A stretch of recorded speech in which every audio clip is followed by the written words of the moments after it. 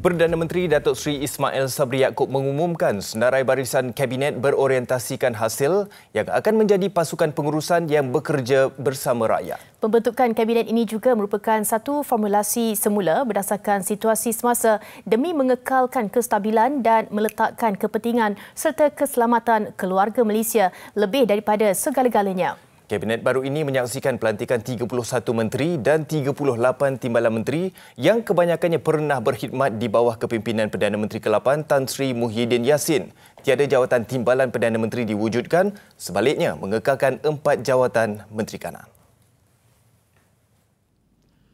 Datuk Seri Ismail Sabri berkata, Kabinet yang dibentuk hari ini akan mengambil pendekatan baru yang bersifat lebih terbuka dengan menyantuni aspirasi keluarga Malaysia melalui penyampaian perkhidmatan dan maklumat yang lebih efisien. Kabinet ini perlu berorientasikan hasil yang berlandaskan kepada 3 prinsip, iaitu peka dengan keperluan semasa, bertanggungjawab dan amanah, dan mengembalikan semula keyakinan rakyat.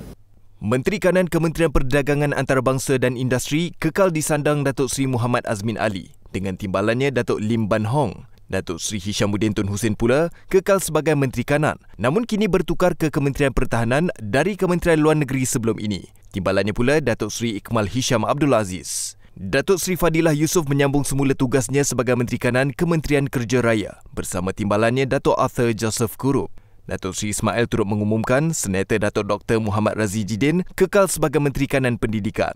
Timbalan Menteri 1 pula Datuk Dr. Mah Hang Sun dan Timbalan Menteri 2 Datuk Muhammad Alamin. Portfolio Menteri Kewangan juga dikekalkan kepada Datuk Seri Tengku Zafrul Abdul Aziz dengan Timbalan Menteri 1 Muhammad Syahar Abdullah dan Timbalan Menteri 2 Yamani Hafiz Musa.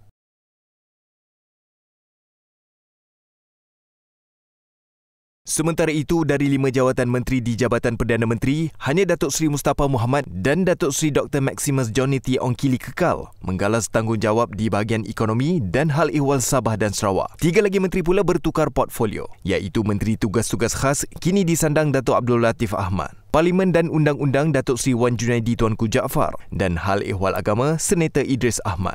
Menteri Pengangkutan Datuk Seri Wee Ka Siong. Menteri Alam Sekitar dan Air Datuk Seri Tuan Ibrahim Tuan Man. Menteri Sumber Manusia Datuk Seri M. Saravanan, Menteri Pertanian dan Industri Makanan Datuk Seri Dr. Ronald Kiande, Menteri Perdagangan Dalam Negeri dan Hal Ehwal Pengguna Datuk Alexander Nantalinggi serta Menteri Dalam Negeri Datuk Seri Hamzah Zainuddin kekal di kementerian sebelum ini. Juga dilantik semula ke portfolio berbeza, Menteri Tenaga dan Sumber Asli yang kini disandang Datuk Seri Taqiyuddin Hassan, Menteri Luar Negeri Datuk Saifuddin Abdullah, Menteri Komunikasi dan Multimedia Tan Sri Anwar Musa dan Menteri Perumahan dan Kerajaan Tempatan Datuk Seri Rizal Merican Naina Merican. Jumlah pelantikan pemimpin wanita bagi menganggotai Kabinet di bawah pentadbiran Datuk Seri Ismail Sabri menyamai bilangan Kabinet sebelum ini iaitu 9 orang. 5 ahli parlimen yang diberi kepercayaan menjawat jawatan menteri ialah Datuk Seri Rina Muhammad Harun yang kekal sebagai Menteri Wanita, Keluarga dan Masyarakat, Datuk Dr. Noraini Ahmad sebagai Menteri Pengajian Tinggi, Datuk Zuraida Kamaruddin pula sebagai Menteri Perusahaan Perladangan dan Komoditi, serta Datuk Seri Nancy Shukri sebagai Menteri Pelancongan, Kesenian dan Kebudayaan. Datuk Halimah Muhammad Sadiq kekal sebagai Menteri Perpaduan Negara. Bagi jawatan timbalan menteri pula disertai Datuk Siti Zailah Muhammad Yusof, Datuk Hanifah Hajar Taib, Datuk Mastura Muhammad Yazid dan Datuk Mas Ermiati Syamsuddin.